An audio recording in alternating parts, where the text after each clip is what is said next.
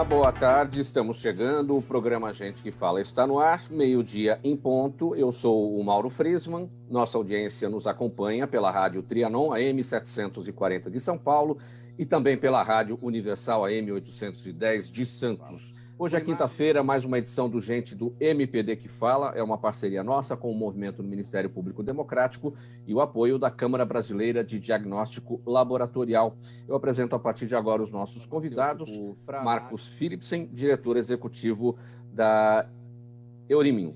Tudo bem, Marcos? Tudo bem, sim. Obrigado pelo convite. Muito feliz de ter essa oportunidade de dividir um pouco da nossa experiência. Deixa eu falar de novo o nome da sua entidade aqui, Eurimin. Eurimin, perfeito. Muito obrigado. Tropecei aqui na pronúncia. Meio-dia e 4 agora. Então, né, Marcos? Vamos ao nosso primeiro assunto, minha gente. O Supremo Tribunal Federal decidiu ontem, por 9 votos a 2, manter o julgamento sobre a anulação das condenações do ex-presidente Lula no plenário da Corte. Com isso, o mérito da decisão do ministro Edson Fachin de invalidar os processos que tiveram origem na 13ª Vara Federal de Curitiba será discutido a partir de hoje.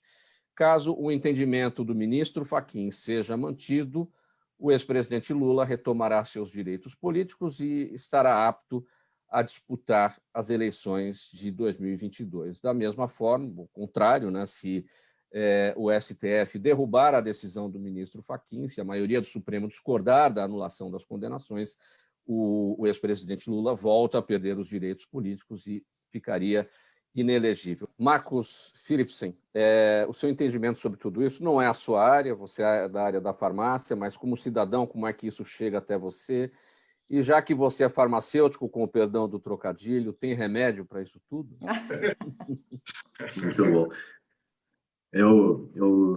Você fez uma pergunta para a juíza Eliana, como fica o leigo? Eu acho que essa pergunta era mais para mim do que para ela, né? Responder como que o leigo entende tudo isso. E eu acho que a desinformação, na verdade, acho que colaborando com a professora Roberta, ela é muito importante nesse momento, né? É um tema de muita importância para ser tratado. A desinformação, né? Então, quando acontece uma situação como essa, a impressão que fica não é que voltou para trás, é que ele foi inocentado. Então, até nisso, isso é muito diferente, né? Falar, será julgado novamente, e foi julgado e foi mudada a visão sobre o tema, e agora o que havia sido julgado foi uma decisão contrária, ou seja, não é mais culpado. Eu acho que na cabeça do leigo, é o meu caso, ela fica um pouco, por isso que eu digo da desinformação, a desinformação ela vem nesse sentido, da gente ficar sem entender certamente qual é a etapa processual atual e o que pode acontecer, quais são os próximos passos, quem pode falar, quem não pode falar e assim por diante. Então, eu vejo muito por esse lado.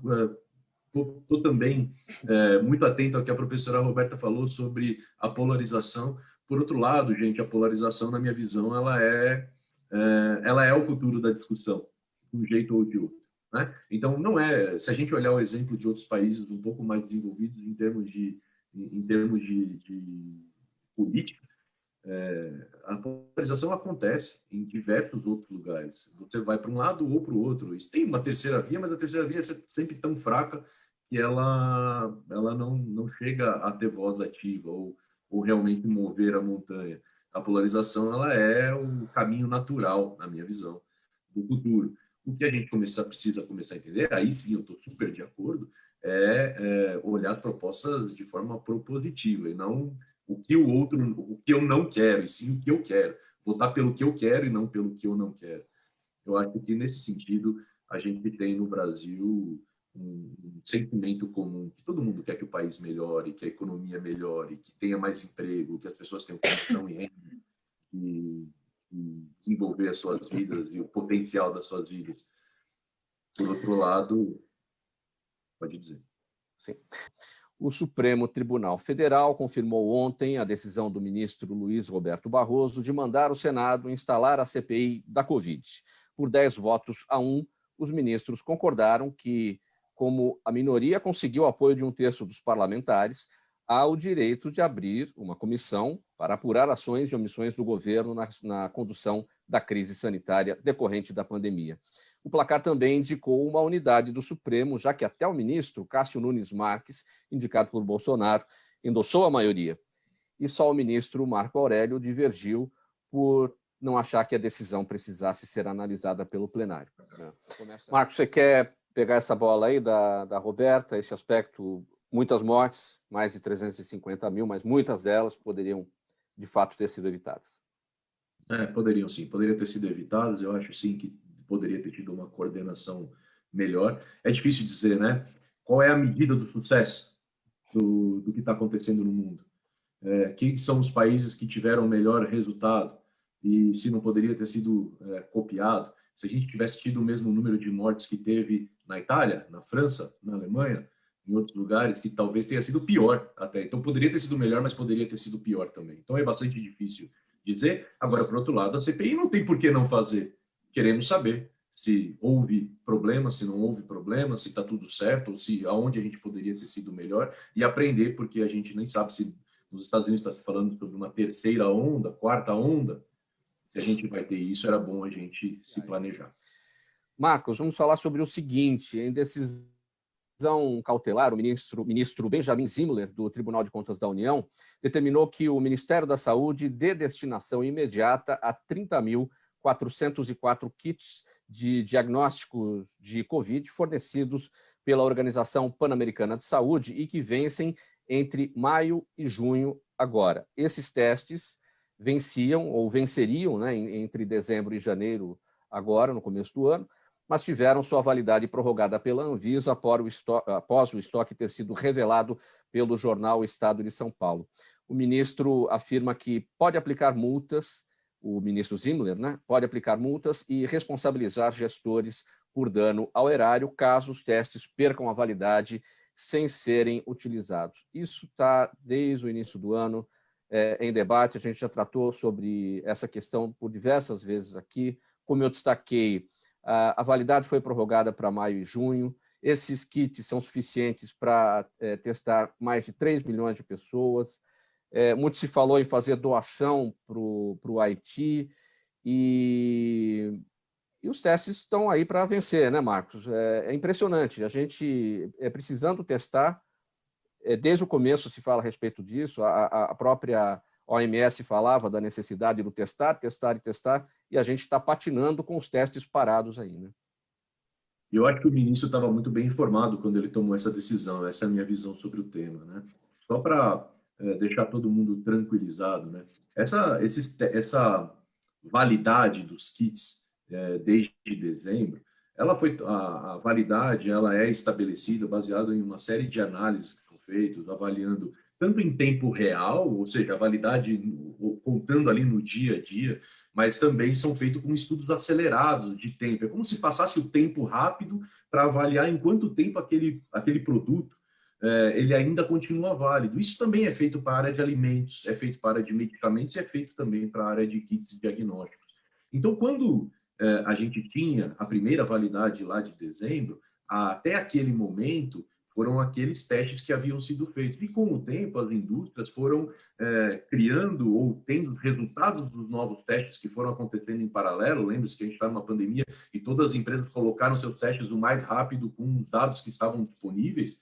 E os dados disponíveis naquele momento diziam que dezembro era a data de validade. Conforme o tempo foi passando, novos dados foram saindo e provou-se que a validade poderia ser estendida, né? Isso acontece e já acontecia antigamente, normal. Qual foi a mudança da regra, né? Aqui, nesse caso especificamente, foi que a Anvisa, junto com o Ministério Público, autorizaram a gente mudar a validade de um produto que já estava no Brasil, fazer uma rerotulagem da validade. Isso não é permitido normalmente, isso a gente não faz normalmente. Então, o que a gente faz normalmente é lança um kit, um teste com uma determinada validade, depois apresenta-se novos estudos de validade, a Anvisa autoriza a nova extensão da validade para a nova produção, e quando você produz um novo kit, aí sim ele já sai com essa nova validade estendida. Nesse caso, a mudança é que a gente aprovou uma validade, uma extensão de validade para um kit que já estava no estoque do cliente, que já estava lá no Ministério da Saúde.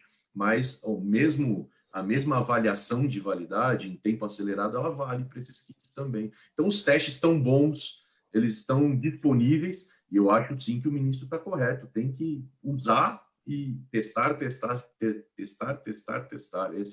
Essa é uma das chaves para a gente descobrir onde é que estão os focos principais de problema, usar agora a vacina a favor de reduzir esses focos e tentar combater essa pandemia com mais velocidade.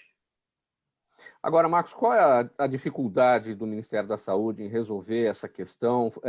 Falou-se também, tem se falado também sobre os testes seriam inadequados, os laboratórios públicos, né, não teriam capacidade de processamento laboratorial desses kits. Onde é que está pegando mais isso? Normalmente, esses testes eles são adquiridos, e nesses casos eles foram adquiridos junto com diversas indústrias diferentes. Todos os testes eles têm em sua referência, valor de sensibilidade, e alguns testes rápidos, normalmente, eles têm um valor de sensibilidade um pouco menor do que os testes laboratoriais, aqueles feitos em laboratórios. Esses testes que estão lá, se eu não estou enganado, e eu acho que não, são testes rápidos. E eles têm, sim, uma sensibilidade um pouco menor. E, atualmente, outros laboratórios estão fazendo os testes com maior sensibilidade. Então, existe uma certa... alguns governos não estão aceitando testes com uma sensibilidade um pouco menor, e, por isso, os testes estão ficando para trás, estão preferindo fazer outro tipo de testes. Ainda assim, são testes que foram pagos com dinheiro de contribuinte, estão em estoque, e eu acho, sim, que em determinados casos eles poderiam ser usados e achar o nicho correto para utilizar esses testes, mas, de fato, fazer eles serem utilizados e não jogar no lixo, não. Porque ainda tem um mês para ser utilizado e deveríamos fazer campanhas com esses testes. A Daniela Neves, está com a gente no Instagram, nossa audiência, pergunta para você, Marcos, como fica a situação das cidades que seguiram a orientação do ministro da Saúde, o Queiroga, para usar todo o seu estoque de vacinas contra a Covid na aplicação da primeira dose e que agora estão sem vacinas para aplicar a segunda dose? Certamente vão ficar num problema, né? Os estudos que foram feitos para poder avaliar a eficácia da vacina, né, estão todos relacionados a um determinado prazo entre a primeira e a segunda dose. Agora, o que tem alguns estudos novos saindo também, avaliando a eficácia da vacina quando se altera esse tempo entre a primeira e a segunda dose. Essa semana eu vi um artigo sobre esse tema, falando especificamente sobre a Coronavac, que pode até ser bom, mas efetivamente isso não é algo que a gente esperava, não é algo que bem organizado ou bem preconizado, sem dúvida alguma. Ali no começo, alguns estados tomaram a decisão de mandar logo as 2 doses para cada prefeitura, que é quem aplica a dose, e que a prefeitura guardasse. Alguns estados resolveram segurar a segunda dose para depois mandar só no momento adequado. Então, isso foi variando, não foi uma organização única, né? Não foi todo mundo fazendo igualzinho. E alguns estados estão passando problema por conta disso. Esse é um problema sério. Eu quero colocar na esteira aqui dessa pergunta da Daniela Neves o seguinte também, né? Muita gente que tomou a primeira dose e não retornou para tomar a segunda, já passa de 1 milhão de pessoas, e essas pessoas perderam a primeira dose, porque perde o efeito mesmo, né? Vai ter que começar tudo de novo.